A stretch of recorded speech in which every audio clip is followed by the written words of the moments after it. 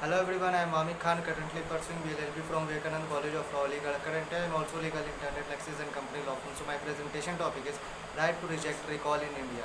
In India, it was the late Jayaprakash Narayan who had first given a call right to recall the elected representatives on 4th November 1974 during in Sampurna Kranti Total Revolution movement against the Congress government headed by Indira Gandhi at the center, followed by the Janta government in 1977, again during the National Front government in 1989.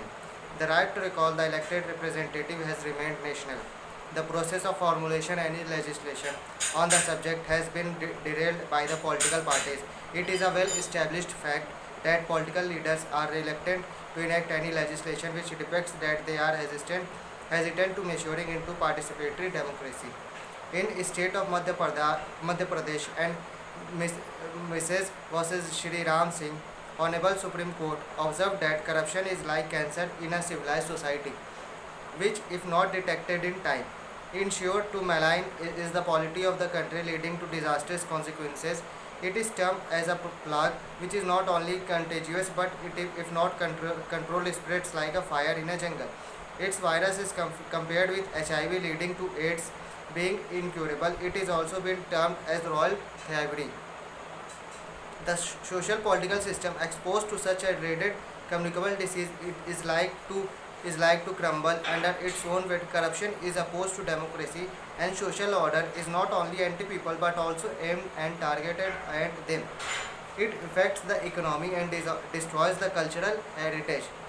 Unless nipped in the bud at the earliest, it is likely to cause turbulence, shaking of the socio-economic political system in an otherwise healthy, wealthy, effective and vibrating society. There are several examples from a from a bench to the Prime Minister are found guilty of corruption. Thousands of crores are alleged to have looted by the politician in power. It is in the interest of the nation to remove those incompetent, inefficient and dishonest legislators who are once elected by hook or by crook continue to bleed the state exchequer for the fixed term.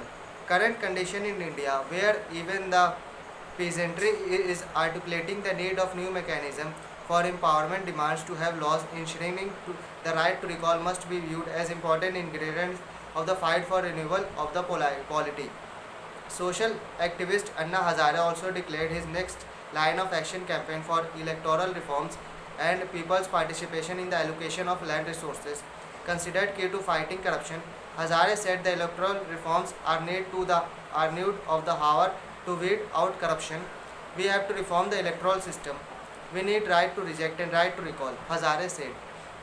He outlined what it meant when he said that right to recall would be for those elected and right to reject will be a column in a ballot paper, which would ensure that the voter has right to say that he does not like any of the listed candidates. Right to recall is applicable in some states such as Madhya Pradesh and Chhattisgarh in case of elected representatives in the Panchayati Raj bodies, but is not applicable in case of MPs and MLAs. Although the Election Commission of India provides a register where a voter can lodge his or her dislike or for listed candidates, but having a right to reject would mean declaring an election void if more than half of the votes polled are in the category none of the above. 49 or Rule of Conduct of Election Rules 1967 describe the procedure to be followed when a valid voter decides not to cast his vote and decide to record his fact. Our main fear is that if we start rejecting all the candidates, we'll have another election and people already complain of election fatigue.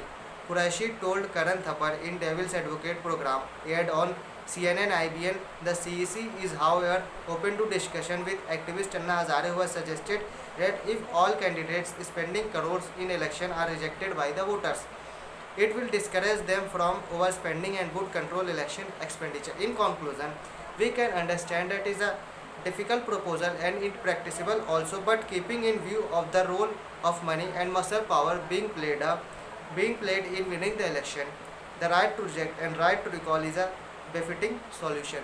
So, if you have any question related to this topic, please mention in the comment box and like this video and share this video and subscribe the Lexis and Company Law Firm channel. And this video is not for any kind of promotion, advertisement, etc. etc. It is only for education purpose. Thank you and have a nice day.